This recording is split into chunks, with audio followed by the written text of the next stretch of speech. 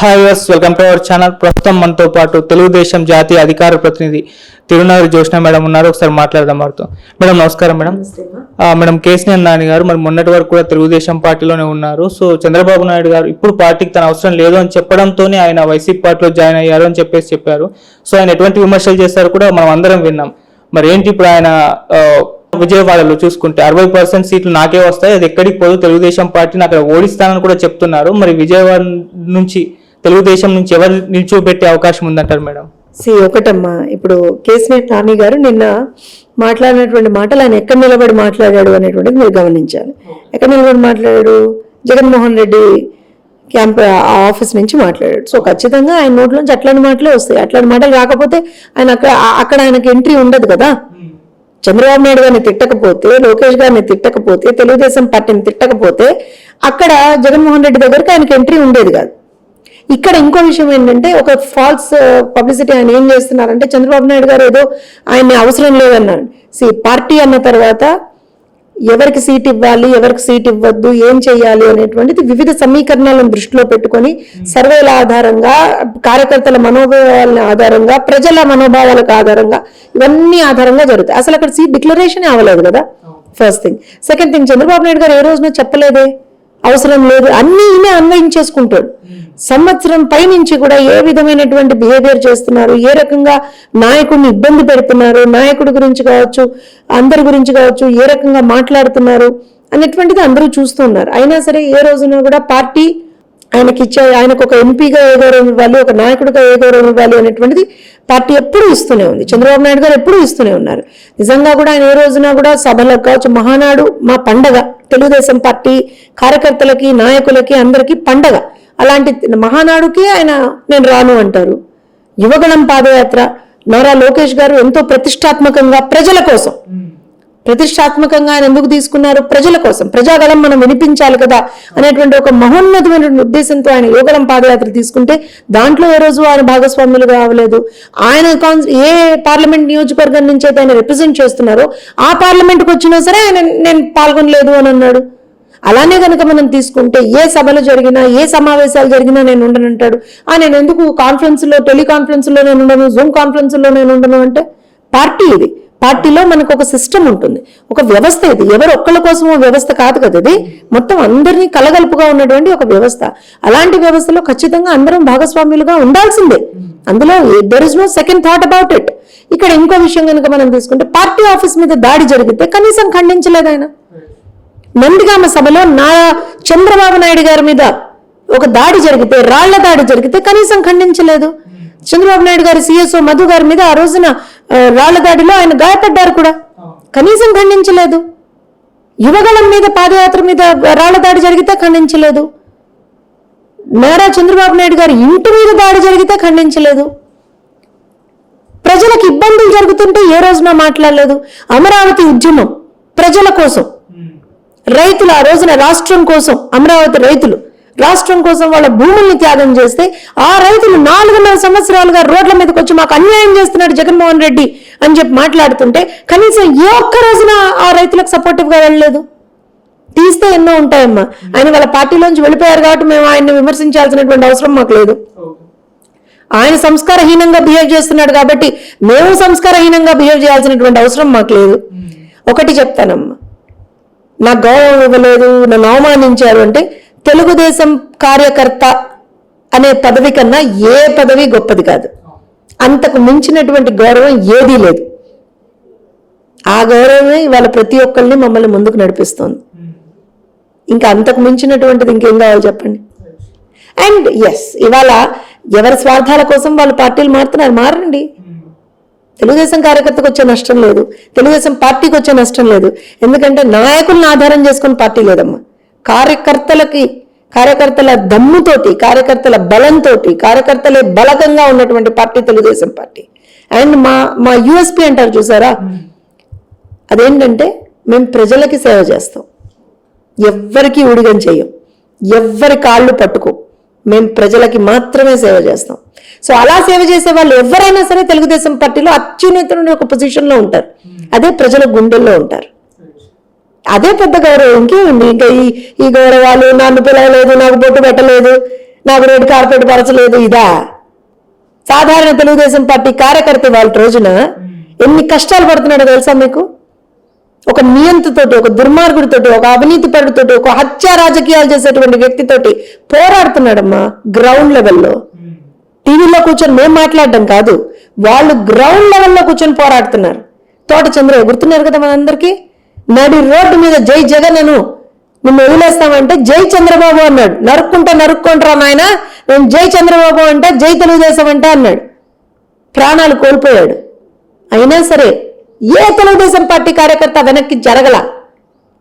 ఎందుకంటే మేము పనిచేసేది ప్రజల కోసం కదా. మాకెందుకు భయం, మాకెందుకు బెరుకు? ఎంతో ఇబ్బందులు పడుతున్నా సరే ఎవ్వరు ఎక్కడా కూడా మమ్మల్ని అవమానించారు, మమ్మల్ని ఇబ్బందులు పెట్టారు, మా మీద కేసులు పెట్టారు, మేము ఇంత నష్టపోయాం, మేము అంత నష్టపోయాం అని ఎవరైనా మాట్లాడుతున్నారు అమ్మాయి? వాళ్ళ కార్యకర్తను మించినటువంటి వాళ్ళు ఎవరమ్మా?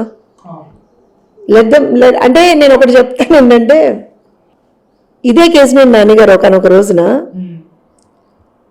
రోడ్ల మీద గుంతలు ఉంటే ఆ గుంతల్లో కనీసం 3 గుంతలు కూడా పూడ్చలేనాడు, 3 రాజధానులు కట్టాట అన్నారు. మరి ఆయన 3 రాజధానులు కట్టాడా లేకపోతే 3 గుంతలు పూడ్చాడా? ఇవాళ మహానుభావుడు అయిపోయాడా జగన్మోహన్ రెడ్డి? ఎంతమందిలో ఉన్నా కేసినేని నాని గారిని తన పక్కన కూర్చోబెట్టుకొని అత్యంత గౌరవం ఇచ్చినటువంటి చంద్రబాబు నాయుడు గారు పచ్చి మోసగాడయ్యాడా? కరెక్ట్, ఆయన మోసగాడే. 2 సార్లు నీకు మంత్రి ఎంపీ పదవి ఇచ్చి నిన్ను నెత్తిన పట్టినందుకు ఆయన మోసగాడే అంటావు. ఇవాళ ఇంకా అంతకుమించి ఏమంటారు మీరు? And I think there is no point talking about him అన్నమాట. ఇప్పుడు ఆయన ప్లేస్ లో ఎవరిని నిల్చోబెట్టే ఛాన్స్ ఉంది? ఆయన బ్రదర్ ఆయనకి ఇచ్చే అవకాశం ఉంది అంటున్నారు. మరి ఈయనేమో 60% సీట్స్ నావే, అక్కడ ఎటు పోదు, నేను ఓడిపేస్తాను. కలలు కనమనండి, కలలు కలడానికి ఏం ఖర్చు కాదుగా. కలలు కనమనండి, ఏం నష్టం లేదు. బెజవాడ మాది తెలుగుదేశాన్ని. ఎవరైతే ఇవాళ తెలుగుదేశాన్ని అక్కడ తుడిచేస్తాము, మడి చేస్తాము, మా తెలుగుదేశాన్ని ఉండకుండా చేస్తామని చెప్పి మాట్లాడుతున్నారో వాళ్ళందరికీ కూడా ముందుంది ముసల పండుగ. చూస్తారు మీరే. ఇక అంబటి రాయుడు గారు మేడం 10 రోజులు కూడా వైసీపీ పార్టీలో ఉండలేదు, తిరిగి వచ్చేసి మన జనసేన పార్టీలో చేరారు. సో దీనికి రీజన్ రకరకాలుగా వినిపిస్తుంది. ఒకటి జగన్మోహన్ రెడ్డి గారు చాలా డబ్బులు అడిగారు, అందుకే రాయుడు గారు బయటకు వచ్చేసారని టాక్ కూడా వినిపిస్తుంది మేడం. ఏం చెప్తారు? అంటే ఒక విషయం ఏం చెప్పనంటమ్మా, వైఎస్ఆర్సీపీలో అంబటి రాంబాబు లాంటి వాళ్ళు ఉన్నారు చూసావా, గంట అరగంట మంత్రులు ఉంటారు చూసావా, వాళ్ళైతేనే ఉండగలుగుతారు. అంబటి రాయుడు లాంటి వాళ్ళు ఎక్కడ ఉండగలుగుతారు అక్కడ? అండ్ ఆల్సో ఇట్స్ ఆ పిచ్ డిఫరెంట్లే అక్కడ. They cannot with stand it.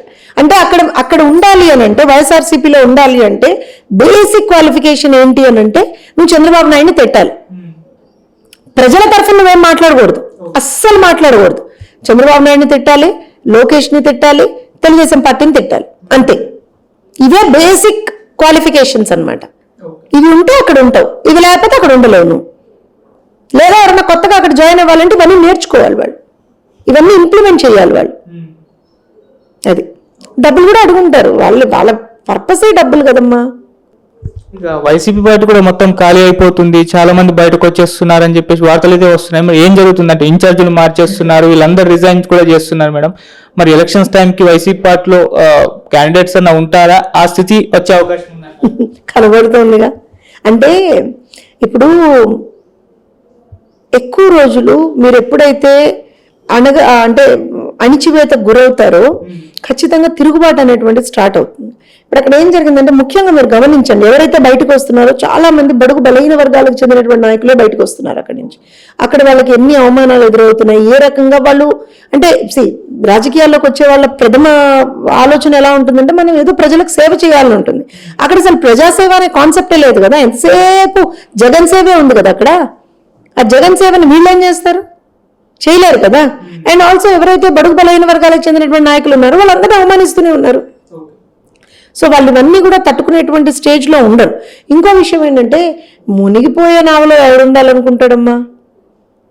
YSRCP అనేటువంటిది మునిగిపోయే నావ. ఆ నావలో ఎవరైనా ఉండాలనుకుంటారా? ఉండాలనుకోరు కదా. సో డెఫినెట్గా people will come out of it. మీరు ఇవాళ మాట్లాడుతున్నారు, మొన్నటి వరకు కూడా వై నాట్ 175/175 సిట్టింగ్లకే స్థానాలు అన్నాడు. మరి వాళ్ళ ప్రతి చోట ఆల్మోస్ట్ క్యాండిడేట్లను మారుస్తున్నారు, ఇన్ఛార్జ్లను మార్చుకుంటున్నారు. ఎందుకు? వాళ్ళకే నమ్మకం లేదు. ఏం చేశారని నమ్మకం ఉంటుంది చెప్పండి? హామీలు పూర్తి చేయలేదు, ప్రజల పక్షాన్ని ఏ రోజున మాట్లాడలేదు, ఈ ముఖ్యమంత్రి ఏ రోజున ప్రజల్ని కలవడు, పరదాలు కట్టు తిరుగుతాడు. ఇక ఏ రకంగా అహంభావం, అహంకారం, హత్య రాజకీయాలు, హింసా రాజకీయాలు, దాడులు, ఎవరు ప్రశ్నిస్తే వాళ్ళ మీద కేసులు, ఈ రకమైనటువంటి ఒక పద్ధతి ఉన్నప్పుడు ఏ రకంగా అంటే ప్రజలకు వాళ్ళ మీద నమ్మకం లేదు, వాళ్ళు గెలుస్తారనే నమ్మకం వాళ్ళకే లేదు. ఏదో ఇంక మేకపోతే గాంభీర్యాల జగన్మోహన్ రెడ్డి ఏదో మధ్య మధ్యలో ప్రదర్శిస్తూ ఉంటాడు. అంటే మేడం ఇన్ఛార్జీలు మార్చడం, సిట్టింగ్ లో కాకుండా కొత్త వాళ్ళకి అవకాశాలు ఇవ్వడం, ఇది గెలవడానికి తన ఒక వ్యూహం పన్నుతున్నాడని కూడా వార్తలు వస్తున్నాయి. అంటే తెలంగాణలో చూసుకుంటే కేసీఆర్ గారు సిట్టింగ్ లోకి అవకాశాలు ఇవ్వడం వల్లే ఓడిపోయారు, అందుకే ఇక్కడ తప్పు నేను మిస్టేక్ చెయ్యను అని అంటున్నారు. నేనేమంటానంటే ఇక్కడ అది ఒకటే కారణం కాదమ్మా. తెలంగాణలో మేజర్ కారణం ఏంటి అని అంటే అహంకారం. మేజర్ కారణం ఏంటంటే నియంతృత్వం, నిరంకుశత్వం, ప్రజల పక్షాన ఉండకపోవడం. సో ఇవాళ ఎంతో కొంత అభివృద్ధి జరిగినటువంటి తెలంగాణలోనే ప్రజలు వదలలేదు కేసీఆర్ గారిని ఒక రకంగా. అట్లాంటిది నువ్వు అసలు అక్కడ ఏమీ చేయలేదే, విధ్వంసం తప్పించి ఏమీ చేయలేదే, నిన్ను వదులుతారా ప్రజలు? నువ్వు మార్చుకో, ఏమన్నా చేసుకో, ప్రజలు వదలరు కదా. ఇక్కడ ఇంకో విషయం, వీళ్ళంటే మారుస్తున్నాను. మార్చడం అంటే ఏంటమ్మా? వీళ్ళు పని చేయలేదు కాబట్టి నేను వీళ్ళ ప్లేస్ లో ఇంకోళ్ళని పెడతా అన్నది. వీళ్ళని తీసుకెళ్తే ఇంకో ప్లేస్ లో వేస్తాడు. ఇక్కడ పని చేయనాడు అక్కడ పని చేస్తాడా? ఇక్కడ చెల్లని రూపాయి అక్కడ చెల్లుతుందా? అంతేగా. ఇంకో విషయం, ఇక్కడ నేను సంబంధం లేదు, ఇక్కడ నుంచి నేను అక్కడికి ఈ కాన్స్టిట్యున్సీ నుంచి కాదని ఇంకో కాన్స్టిట్యున్సీకి తీసుకెళ్తాను వాళ్ళని అంటున్నాడు. మరి మొన్నటి వరకు ఏం చెప్పాడు? వాళ్ళ పార్టీ నాయకులే చెప్పారు, ఎవరం కాదు, ఓన్లీ జగన్మోహన్ రెడ్డి బొమ్మ పెట్టుకు గెలిచాం మేమందరం అన్నారు. అంటే ఇవాళ జగన్మోహన్ రెడ్డి బొమ్మకు వాల్యూ లేదా? ఆ దిష్టి బొమ్మను చూసి ఎవరు ఓట్లేనంటున్నారా? కారణాలేంటి? ఇవన్నీ కూడా మనం ఆలోచించాల్సిన ఒక అవసరం ఉంది. వాళ్ళు ఎన్ని గేమ్స్ ఆడినా, ఎన్ని మీరు అన్నట్టు చూసారా వ్యూహాలు, చాలా వ్యూహాలు వచ్చాయి, అన్ని వ్యూహాలు కూడా అయిపోయింది. ఇంకా ఇవి కూడా అంతే ఉంటుంది. వైసీపీ మీద ప్రజల్లో తీవ్ర వ్యతిరేకత ఉంది అని కేవలం తెలుగుదేశం వాళ్ళు మాత్రమే ప్రచారం చేస్తున్నారు తప్పితే నిజంగా ప్రజల్లో అంత వ్యతిరేకత లేదు అని కూడా వీళ్ళు అంటున్నారు. మరి మీ ఒపీనియన్ ఏంటి? ఒకసారి మీరు మీ ఛానల్ మీ కెమెరా తీసుకొని వెళ్ళండి ప్రజల్లోకి, మీకు అర్థమవుతుందిగా ప్రజల్లో వ్యతిరేకత ఉందో లేదో. ఎక్కడికంటే అక్కడికి వెళ్ళండి. రాయలసీమ వెళ్తారా, ఉత్తరాంధ్ర వెళ్తారా, గోదావరి జిల్లాలో వెళ్తారా, లేకపోతే ఇటు కృష్ణ గుంటూరు వస్తారా, ఎక్కడికి వస్తారా వెళ్ళండి. మేమేనాము, మేము మిమ్మల్ని కంపెనీ కూడా చేయము. మీరే వెళ్ళి ఒకసారి మీ కేవలం తీసుకుని వెళ్ళి అన్ని చోట్ల వెళ్ళండి, మీకే తెలుస్తుంది. బాబాయ్ తెలుగుదేశం వాళ్ళు చెప్పిన దానికన్నా ఇంకా 1,00,000 రెట్లు ఎక్కువ వ్యతిరేకత ఉంది కదా వైఎస్ఆర్సీపీ మీద అనుకుంటారు మీరు. ఇప్పుడు మేము చెప్పడం కాదమ్మా, వాళ్ళని ఒకసారి వాళ్ళ గుండెల మీద చేసుకొని చెప్పండి. వాళ్ళు ఏం చేశారని ప్రజల్లో వాళ్ళ మీద ఎంతో కొంత నమ్మకం ఉంటుంది చెప్పండి. మద్యపాన నిషేధం చేస్తామని చెప్పారు, చేశారా? సిపిఎస్ రద్దు చేస్తామని చెప్పారు, చేశారా? మెగా డిఎస్సి వేస్తామని చెప్పాడు, వేసాడా? ఉపాధి కల్పన చేస్తానని చెప్పాడు, చేశాడా? ఉద్యోగ కల్పన చేస్తానని చెప్పాడు, చేశాడా? కనీసం ఈ 5 సంవత్సరాల్లో రాష్ట్రానికి ఒక కంపెనీ తీసుకురాలేకపోయాడు, ఉద్యోగాలు తీసుకురాలేకపోయాడు. ఇవాళ రోజున పరిస్థితి ఏంటంటే అంగన్వాడీల దగ్గర నుంచి భవన నిర్మాణ కార్మికుల వరకు, ప్రభుత్వ ఉద్యోగుల దగ్గర నుంచి నిరుద్యోగుల వరకు ప్రతి ఒక్కళ్ళు రోడ్ల మీదకి వచ్చి ధర్నాలు చేస్తున్నారు. ప్రతి ఒక్కళ్ళు రోడ్ల మీదకి వచ్చి వాళ్ళ బాధను వెళ్ళగొక్కుతున్నారు. అందరి మీద కూడా కేసులు వేస్తున్నారు. అంగన్వాడీల మీద ఎస్మా ప్రయోగించినటువంటి ఒక మహోన్నతమైనటువంటి వ్యక్తి జగన్మోహన్ రెడ్డి. ఈయన గెలుస్తాడా రేపు పొద్దున్న? వ్యతిరేకం ఉండక ఏమవుతుందమ్మా? మీరు మంచి పనులు చేస్తే ప్రజలు మిమ్మల్ని ఆదరిస్తారు. మీరు అనుక్షణం కూడా చెడు పనులే చేస్తూ ప్రజల మీద ఒక దాడిని చేస్తూ ఉన్నప్పుడు ప్రజలు ఎందుకు మిమ్మల్ని ఆదరిస్తారు? అంతే కదా మేడం. ఇప్పటికే 2 విడతల లిస్ట్ అయితే రిలీజ్ చేశారు కదా వైసీపీ వాటలు. ఇప్పుడు 3వ లిస్టుకు సిద్ధంగా ఉందంటారు. మీ ఒపీనియన్ ఏంటి ఈ లిస్ట్ పైన?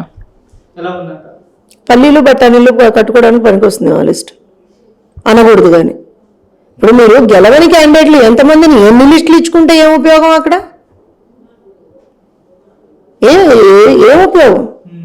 ఇవాళ కాదు, రేపు కాదు, ఎల్లుండి కాదు, ఆ లిస్టులు ఇచ్చుకుంటే ఏం ఉపయోగం? సరే, ఒక రాజకీయ పార్టీగా వాళ్ళు లిస్టులు ఇచ్చుకోవాలి, క్యాండిడేట్లు నిలబెట్టుకోవాలి కాబట్టి నిలబెట్టుకుంటారు.